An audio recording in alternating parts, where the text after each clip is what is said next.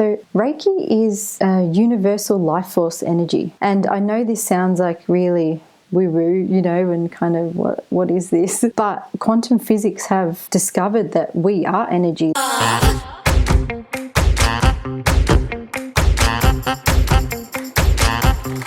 Hey Zesties! Welcome to the Gleeful Talkshow, where we share zesty stories to cultivate the happiness and hero within. In this episode, we are going to talk all about holistic health and Reiki. Our guest for today is a certified holistic health practitioner and hormone coach who incorporates Reiki in the practice of holistic health. She is passionate about inspiring people to live a healthier lifestyle. Please welcome Tania Ahkin. Hi Tania, welcome to the show. Hi Glee, thank you. Thanks so much for having me. Thank you for coming in the show. And holistic health. Can you talk about what holistic health means? Yeah, of course. So holistic health is looking at the whole picture of the person. So not only their body, but their mind and their spirit, because that's what we are. We are tri-beings, mind, body, and spirit. And so we combine those three aspects into the healing modality, as well as a few other things like detox strategies, just simply because of the chemical world we live in, soul work as well. We incorporate functional and herbal medicine to help support the body even further. So things like that. Movement, obviously, because we're not meant to be so sedentary. Oh yeah, great. And when did you start your holistic health journey? Yeah, so basically, I guess I've always been into the natural way of doing things. I haven't always been, clean eating and looking after myself. No, definitely not. But it's always been a part of me to do things the natural way first if I can. And so when I had my first daughter, she was around 18 months old, and I decided to really look at the chemicals that were in food, especially packaged food. That's what I was kind of focusing on. Anything with numbers in them, anything with names that I had no idea what it was, I started to eliminate from my diet. And that also included things that I put on my body as well, like bath and beauty products, also things like cleaning products. I got rid of it all and I replaced it with natural, cleaner and greener products. And so after doing that and feeling like I was ready for the next step in my health journey, I started noticing that there were a lot of people going vegan, and I was really curious as to why, because we're always taught that we get our calcium from dairy and we get our iron from meat, and I thought, well, how can they go vegan and still be healthy, And I looked into it. I literally typed into Google, like, why is everyone going vegan, And but that was a very authentic question to type in Google, right? Yeah. And what did you find out? Well, obviously there was the animal cruelty aspect of veganism, which I think we all kind of know that part. But there was also all these health benefits. I was very skeptical about that, but I took it in anyway and tried to keep an open mind. And the more I started researching into it, the more I thought, oh, I'm really interested in this. Like, it's really sparked my curiosity. And one day I made like a lamb in a sauce for dinner, and I went to go sit down and eat it. And have you ever seen that episode from The Simpsons where Lisa turns vegetarian? I'm not sure, but I think I saw some episodes before of The Simpsons, but maybe not that specific episode. So please enlighten us. Yeah, so Lisa turns vegetarian. On her plate is like this piece of meat, and in her mind, the piece of meat turns into a little lamb, and I think it says something, but I can't remember what the little lamb says. And so that was me at my dinner table, looking down, and I just saw the animal that I was about to eat, and I just couldn't do it. It was literally just like that. I can't do it anymore. And so I thought, okay, I'm trying this out now. So I started off with, a 1 week challenge that became 2 weeks. And then after that, it became a month. And I was like, all right, I think I'm doing this now, But yeah, in that time, my symptoms sort of were all over the place again, and I was doubting whether those health benefits were true. But then once everything settled, because I literally changed my diet overnight, I started to notice the health benefits. Like my skin got clearer and my bloating reduced and my period pain pretty much just went away, where I used to be buckled down on the couch with a heat pack on one day every month. And my energy, that was another huge one as well. My energy increased, and I was always very tired, and I had been diagnosed with chronic fatigue syndrome as a child. Yeah, I started to notice these amazing benefits. And so I just kept doing the research and studying and reading book after book and on health and wellness, spirituality, as well as personal development. And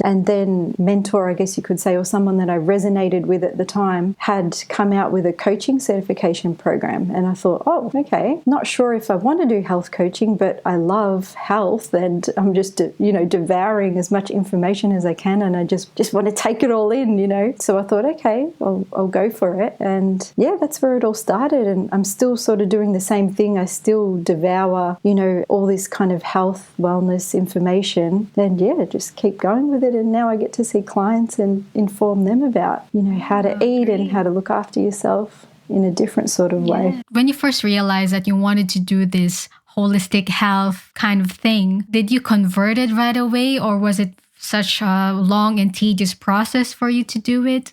It actually was easy for me because, like you mentioned, the part that really drove me was the animal welfare. So when you have something like that backing you up, I think it's really easy to do something, because it's almost like you're not just doing it for yourself, but you're doing it for something else as well that means a lot to you. So yeah, to be honest, no, it wasn't difficult for me at all. It was difficult in the way I was, wondering and very overwhelmed about what to cook each night and what to have to eat, every other day. And things like my cooking skills had to develop in a different way, had to bring out flavor in food in a different way than you would when you rely on animal products, because animal products do have a lot of flavor. So, and I'm very into cooking as well. So yeah, that was a really good challenge. I mean, I loved it, but it was very overwhelming because I did literally change so much overnight. But yeah, personally, I found it really easy. With my clients, I don't do it that way because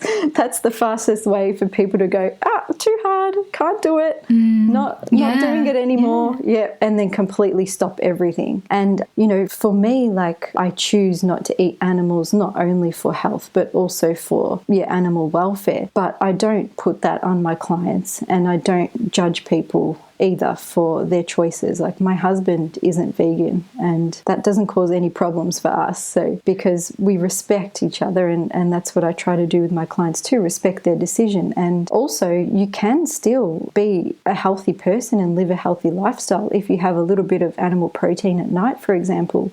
It depends what kind, but yeah, you don't need to quit that altogether. Thank you for bringing that up, because I think that's what's maybe some of the misconception, right? Because, I have to quit it right away, or if maybe my girlfriend is vegan and, it may cause some issues. So I'm curious, how do you do it in your household? Yeah. So my husband loves the way I cook. And so he's happy to eat this way at home. And the kids as well. They're very little, so they don't really get much of a say at this stage. That's a nice one. Yeah. Let's start them young, right? Yeah. But yes, my husband eats the way that we all eat at home, and then when he's out, he can choose. But he often finds himself choosing something with more plants anyway, because he feels better. He can now feel the difference between when he eats a heavier meal that's full of animal products, which is high in fat, to when he eats predominantly plant-based and feels like he's got more energy and stuff. So it's how we live. Yeah, also with vegan, just so that I'm also across this, because there's a vegetarian and there's vegan, right? So what's the difference between the two? Yep. So vegan is all animal products. So that includes like the flesh, the dairy, the eggs, even honey. So I don't. Oh, even honey. Even honey, yeah. Okay. I don't call myself vegan because I used to, and that's how I started, but I don't anymore because now I do consume honey. So I call myself plant-based, but it's just a label. I don't really like using them. Yeah.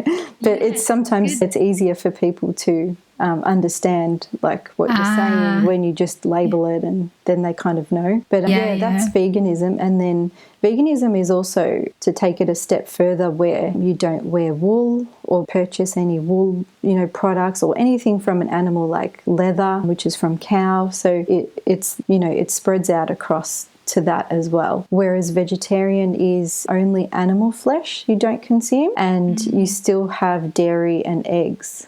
And then there's so many labels. Then there's people that just eat fish but don't eat other animal flesh, but still eat dairy and eggs. So it's very there's a pescatarian, right? Pescatarian. Was it pescatarian? Yeah. I don't know if you've seen it, but I didn't see the whole episode, but there's this Seaspiracy episode documentary in Netflix about eating all just fish or sea products and how it's not good for the environment. So I haven't seen that documentary, but there was something like that. And there's this episode or documentary in Netflix about veganism as well. Don't know if you have seen it. Is that the one about like it's targeted the at athletes? Men? Yeah, I've seen that one. Yeah, I forgot what it's called, but I forgot as well. Yes, I've seen it, but it's just so hard for me to go vegan. But I still care about animals, don't get me wrong, but it's just hard to do all vegan. We all care about animals, that's how we are. We all are. It's whether you're ready to take that step or not, or some people have blocks in the way that doesn't allow that to happen, and that's okay. We're all on our own journey, and there's no right or wrong. It's just how you feel when you live your life. Yeah, thank you for opening that up, because it's good that people are not judging each other on whether they are vegan or not or something. And about the household, so do you cook like only olive oil on your dishes? Yeah, but I actually don't use oils. Very rarely do I cook with oils. Not at all now. Maybe I might put some in baking, but not really. I always try and get like the healthiest version of something that I can. So one of the things that I love to do actually, and to challenge myself with, is to get those unhealthy kind of recipes and make them into really healthy ones. So I hardly ever use oil anymore. Oh, wow. That's impressive. Yeah, thank you. Like, as in, do you mean if a recipe normally uses oil? And Okay. Yeah, probably cakes. I find like a lot of baking, in cakes, they have oil in them to kind of, make them taste better, I guess. But I try not to use it. So, and in cakes, so you don't use sweetener at all, right? Or stevia or something? I just use a natural sugar. So either coconut sugar, bananas, maple syrup. I don't really use honey in baking. Those are the three ones I use for sweetness. Yeah. Oh, interesting. Yeah. So it's really easy once you know how to replace what with, You've mentioned earlier that holistic health includes the spirit. What does a spiritual person mean to you? Well, I believe that we're all spiritual because we all have a spirit, but I know what you're saying with your question. So I guess I would say awareness and open-mindedness, and I think those are the two main ones. So personally, how do you practice the awareness and mindfulness? Perhaps you could give some tips for our Zesties? Yeah, sure. So one of my favorite ones that I've been doing is to choose your state of being before you go somewhere, do something. So normally we're always on autopilot, and that's how we create our lives, through our subconscious, through the autopilot way. But instead, when you decide that you're going to choose how you want to show up, you start to consciously create your life. And that's sort of how I practice a lot of my spiritual practices, is not really just sitting in meditation going like hum and trying to silence my mind. That doesn't really work for me. And so I try to find other ways to include mindfulness into my day. So that's sort of how I go about it. Yeah. How do you typically go about your day, or what's your typical day like? Yeah. So, well, now we're in lockdown, so it's changed again. So it's a bit up and down. But yeah, at the moment in lockdown, it's a bit easier because I'm just at home. So I can really look after myself a bit better. So I try to wake up a little bit earlier before my girls, but that normally doesn't really happen.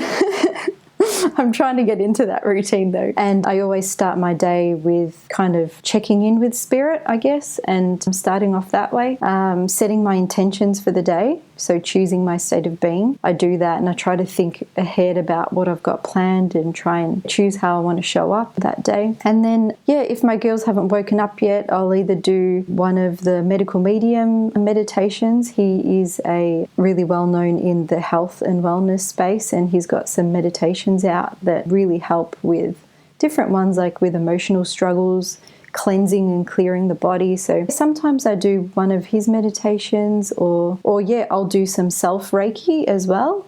So I'll Reiki myself pretty much. Depends what I feel like and how much time I have. After that, my eldest daughter gets herself ready, so that's all good. I get my little one ready for the day and then get their breakfast. And while I'm doing that, I have a big jar here of lemon water, and so I drink 1 liter of lemon water before anything. And and then while they're eating, I start to make my celery juice. So that's also another liter of celery juice on an empty stomach. So before I consume anything, I take my supplements, and then, often like my girls will want me to play with them, or, they'll want some attention from me. So I'll go and do that. And then, I try to do some yoga at home, hop in the shower after that, have some breakfast, which is I always do a morning cleanse. So pretty much always anyway. There's very few times that I don't, but I consume blended watermelon, or that's when it's not that fresh.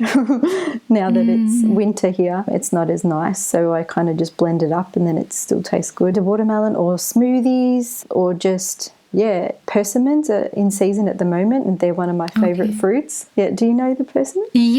But I think I haven't eaten. I'm not sure, or maybe I've eaten, but it wasn't memorable for me, I guess. Well, I'm obsessed with them. So I literally have been buying them by the box and just, mono-mealing on that. So I'll either, have a fruit-based breakfast. That's what I wanted to say as well. Like all the things you've mentioned you've done before breakfast was like all fruits and veggies, like celery. Yeah, so that's sort of what I do. That's kind of how my morning routine looks. And then the day can kind of go anywhere really, whether we have to go out or play with my girls, homeschooling at the moment, so help my daughter with that. And then normally I'll make a simple lunch for them, and I just kind of eat whatever really. If I feel like making lunch, I will. If I don't, I just eat fruit all day. Hi there, Zestie. Enjoying the conversation?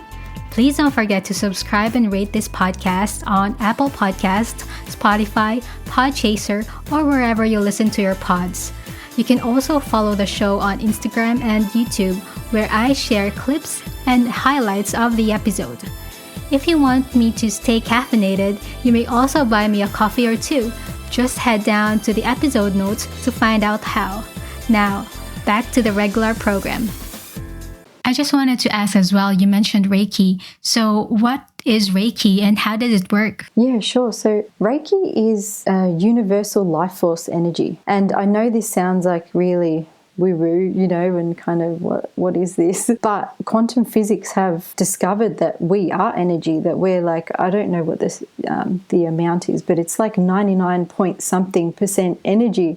So I like to think of Reiki as the highest form of energy, which is love. And so the practitioner will channel that highest pure energy into their body and through their hands, and then we use our intuition and intention to place our hands on or near the recipient's body, down the chakras and other areas of the body to promote healing. in whatever way the recipient needs and whatever way that spirit thinks that the recipient needs healing. All right. I heard about this lineage in Reiki. Correct me if I'm wrong. Like, is it like passed down from the master to the student or something like that?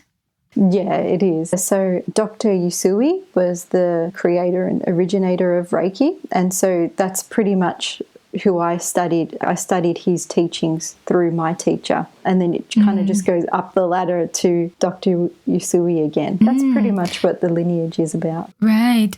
And so you mentioned that the Reiki treatment is given through the hands. Is it only through the hands or maybe, I don't know, like other forms as well?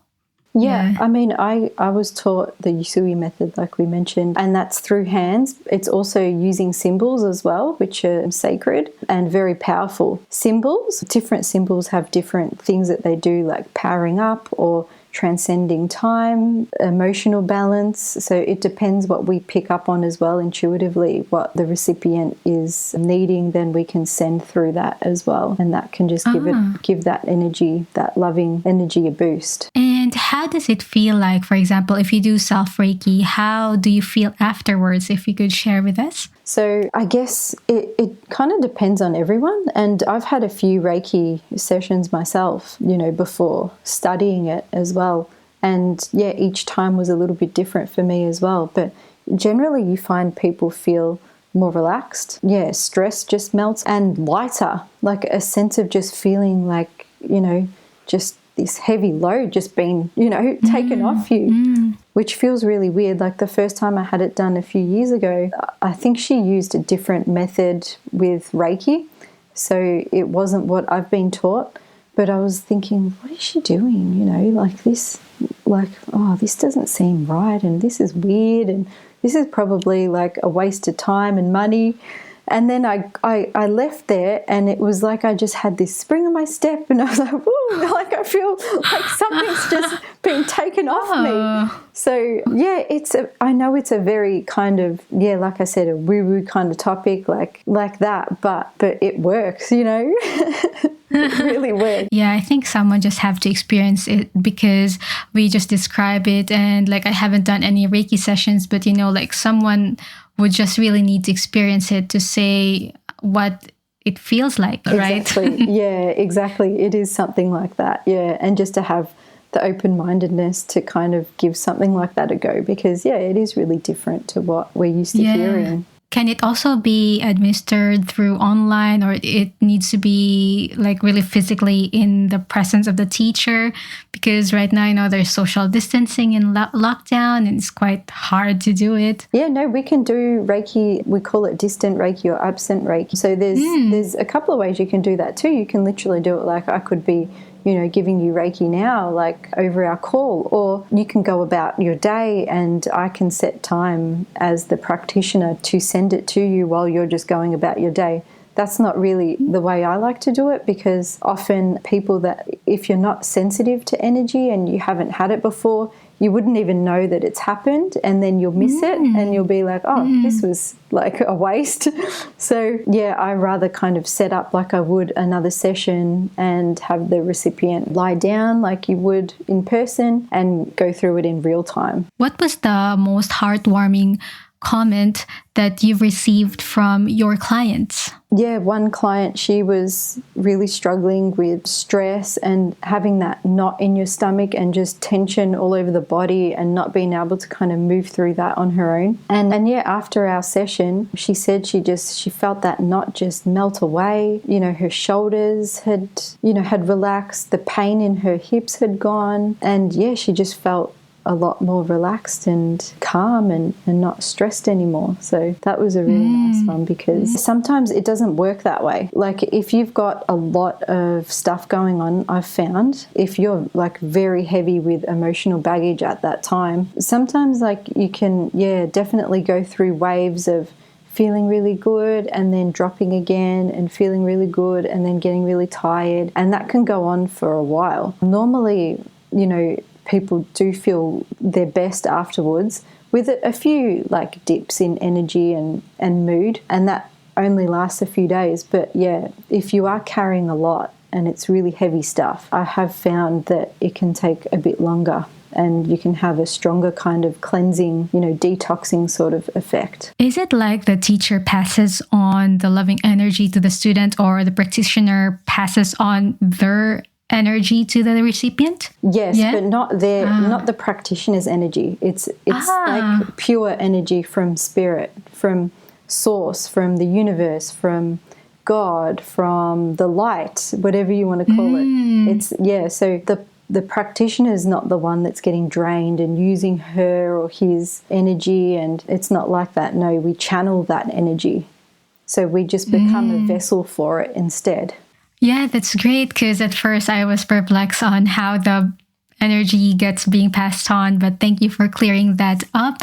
I just have a quick question about balancing hormones, because I know you're also a hormone coach. So how do you incorporate or any best practices for fertility preparation? Yes, yeah. So I guess using those key components that I mentioned a little bit about before, along with others that I think I didn't mention, like food as medicine as well. Yeah, supplements. Yeah, so we use all that in helping the woman balance hormonally, but there's a lot of mindset stuff that comes with preconception and fertility. So we would use things like that, tools that we have there. And then women that are suffering from things like PCOS and endometriosis and, fibroids and infertility as well, they're feeling like their body is broken. It's really sad, and they feel like their body has given up on them. And the thing, I guess, that I really want to say about that is that think about, would your body ever do that to you? Would it ever go against you and try to harm you? When you really break it down and think about that, the answer is no. Your body would never do that, because it wants to live. It's a living thing, and it's always trying to do the very best it can for you. And so if there's something going on, if you have symptoms and conditions, it's not your body's fault. It's not your body attacking itself or your genes. It's environment. It's something else that's going on. And so that's really what I try to do, is get to the root cause of what is going on hormonally, so we can not put band-aids over it and try and mask it, but instead use the holistic methods to try and heal naturally. And so it could go on for how many months of preparation? I mean, a lot of people say, minimum 3 months, 3 to 6 months, but I like to say as soon as you can. If you know that you've always wanted to have a baby or one day, then I would start as soon as you can, because everybody heals in a different time frame, and it also depends on how much damage has been done and what your toxin load is like, as to how long it will take if you've been on the pill and things like that. So yeah, I really just like to just say, as soon as you can. If you feel ready to take that step, then let's do it, Yeah. And it just got me thinking when you mentioned about the pill. So just a curious question. So as much as possible, we shouldn't take, or we shouldn't use the pill because it's not natural. Is it something like that? Yeah. So any prescription medication that you take will always come with side effects, always. So actually the pill doesn't give you a real period. It's a fake one. And the hormones that are in the pill overriding your body's natural rhythm. So everything kind of just gets muddled up. And for some people like myself, when I came off the pill, it was fine. I went back to having a normal period, every month straight away. But that's not the case for a lot of women as well. They can go a year or more without it. The pill is pretty much just masked those symptoms that were happening before. But because they might have been on the pill for so long, their body has become burdened with toxins, and just from that, other things as well, which then their symptoms, they get off the pill and their symptoms are a whole lot worse. And they're like, oh, what's happened? But it's because it's been hidden for so long. Yeah, even like me, when I was a bit long ago, when I didn't come to Australia yet. So I was using pills because I was so stressed and I didn't had my period, just didn't come for several months. So I went on pills and it really got me depressed. I feel that it has contributed more to my stress levels for some reason. I easily get sad and my mood is always down. So I could attest to that pill situation. I think most women can, if because we kind of just stay on it, don't we? We just yeah. Because it's recommended by the doctor, and you just want it to be there. Like you just want the quick way, and going on holidays, you don't want your period, all that kind of stuff. Yeah, and that's the reality, and that's how society has made us think that we have to hide it. It's a shameful thing. But that's a whole nother story, Yeah. So before we wrap up, what are your top tips on the journey to becoming holistically healthy? Yeah. So eating an abundance of live foods and drinking an abundance of live water. What else? Following your intuition. That's another one. And following and doing what it says, like going for it. So not just kind of listening, but also just feeling it and not doing anything. And trusting it. Because that's the brave part. That takes a lot of bravery sometimes. And then, like I mentioned before, I think choosing your state of being, so setting intentions before you do anything and seeing what happens with that. Great. So I have some few fun questions for you before we wrap up. So are you ready? All right. What superhero or villain would make the best therapist for you? What do you think? What superheroes out there? They're all kind of about violence, aren't they? Which is something I'm not really into.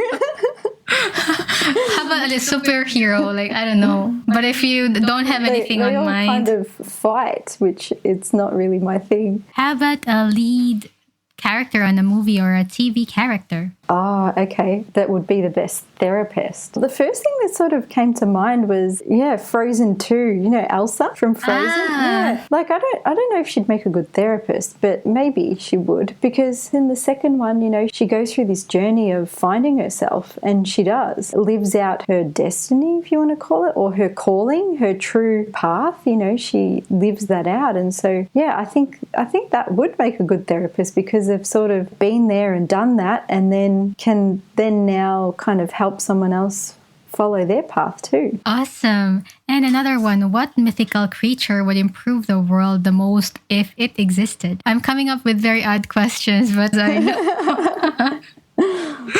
Mythical creature, okay. Well, the thing is, there's a lot of mythical creatures that I believe are real, so that kind of eliminates a lot. But that's why it's a mythical creature. Yeah. Invent a creature in your head. Let's think. Maybe angels. They're very powerful. Yeah. Great. But I don't call them mythical. Yes. Yes, and just a creature, heavenly creature, right? Yeah. And so, where can our Zesties find you? Thank you, Glee. So, my Instagram handle is at Tania Ahkin, TaniaAhkin. And I share my recipes there because I love cooking. And like we said, I like making those unhealthy versions of dishes healthier. And so you don't feel like you're missing out. I've also got a free recipe ebook that you can download there. It's where you find me. And my email, is just hello@taniaahkin.com. Okay, great. Thank you so much, Tania, for gracing the show. It was so wonderful to have you here. Oh, thank you, Glee. Thanks so much for having me. It was a really nice chat. I like your fun questions at the end. They were good. So odd questions, but anyway, it's to spice things up. Exactly. But I'm glad you liked them. No, it's great.